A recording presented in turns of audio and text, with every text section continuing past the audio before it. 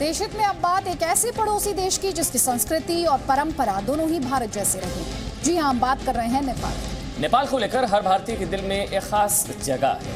भारत और नेपाल के बीच सिर्फ पड़ोसी देशों जैसा रिश्ता ही नहीं है, बल्कि दोनों देशों के बीच एक बहुत ही गहरा संबंध है। भगवान शिव, भगवान राम, गौतम बुद्ध भी भारत और नेपाल के रिश्तों को एकता के सूत्र में जोड़ते हैं। इसके साथ ही कई पारंपरिक साझा सांस्कृतिक विरासत भी दोनों देशों के बीच है, लेकिन चीन को भारत और नेपाल का ये रिश्ता नापसंद है। इसी वजह से चीन रिश्वत के दम पर भारत नेपाल के रिश्ते को तोड़ने की कोशिश कर रहा है। पहले आपको समझाते हैं कि नेपाल पर आज की बड़ी खबर क्या है और उसका मतलब क्या है।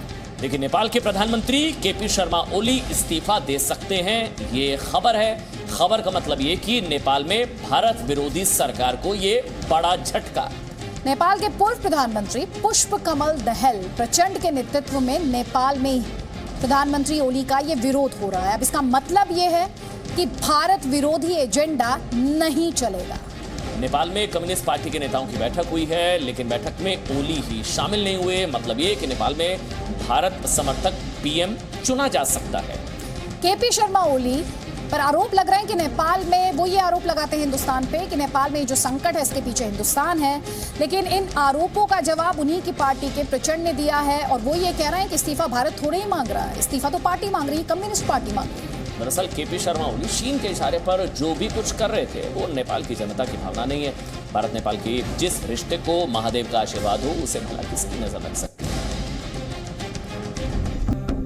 नेपाल और भारत के धार्मिक बंधन को भगवान शिव का ये मंदिर भी मजबूत करता है। नेपाल के काठमांडू में मौजूद पशुपतिनाथ मंदिर का भारत से गहरा रिश्ता है।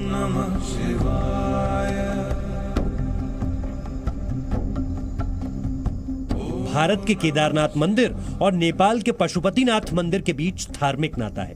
केदारनाथ मंदिर को पशुपतिनाथ मंदिर का आधा भाग माना जाता है। मान्यता है कि पशुपतिनाथ का दर्शन केदारनाथ के दर्शन के समान ही फलदायी होता है। 2014 में प्रधानमंत्री नरेंद्र मोदी ने भी पशुपतिनाथ मंदिर में दर्शन किए थे। प्रधानमंत्री नरेंद्र मोदी ने नेपाल से संबंधों को नई पहचान दी है। 2 साल पहले मई 2018 में भी पीएम मोदी ने पशुपतिनाथ मंदिर में शिव साधना की थी। उसी वक्त प्रधानमंत्री नरेंद्र मोदी नेपाल के जनकपुर भी गए थे। जनकपुर में ही भगवान श्री राम की शादी हुई थी और ये सीता जी का मायका है। तब प्रधानमंत्री मोदी के साथ नेपाल के प्रधानमंत्री केपी शर्मा ओली भी मौजूद थे। लेकिन तब से अब तक केपी शर्मा ओली का भारत के प्रति रवैया बिल्कुल बदल चुका है। अब ओली शी जिनपिंग की कठपुतली बन गए हैं।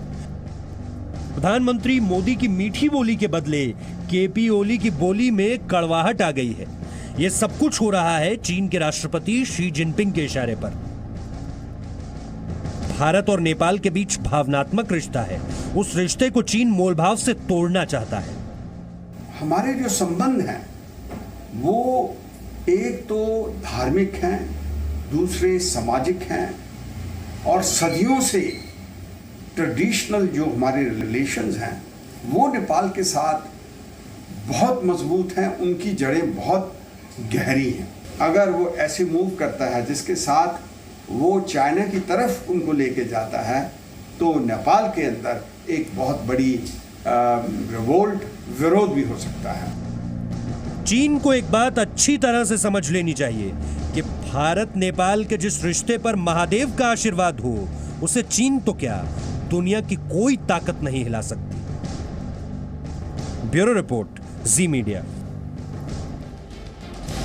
हम ये बार बार क्यों कह रहे हैं आपसे कि राष्ट्रपति शी जिनपिंग की कठपुतली है प्रधानमंत्री केपी शर्मा ओली? इसके लिए शी जिनपिंग और केपी शर्मा ओली में जो समानताएं हैं वो आपको समझनी है। देखिए, शी जिनपिंग ने लद्दाख में LAC line of actual control पर तनाव बढ़ाया तो केपी शर्मा ओली ने भारत विरोधी नक्शा पास करा दिया। शी जिनपिंग ने भारत के खिलाफ नेपाल को भड़काया तो केपी शर्मा ओली ने क्या किया? नेपाल के लोगों में भारत विरोधी भावनाएं भरने की कोशिश की। शी जिनपिंग ने लद्दाख पर कब्जे की कोशिश की तो उसी वक्त नेपाल के प्रधानमंत्री केपी शर्मा ओली ने उत्तराखंड के 3 इलाकों पर दावा कर दिया।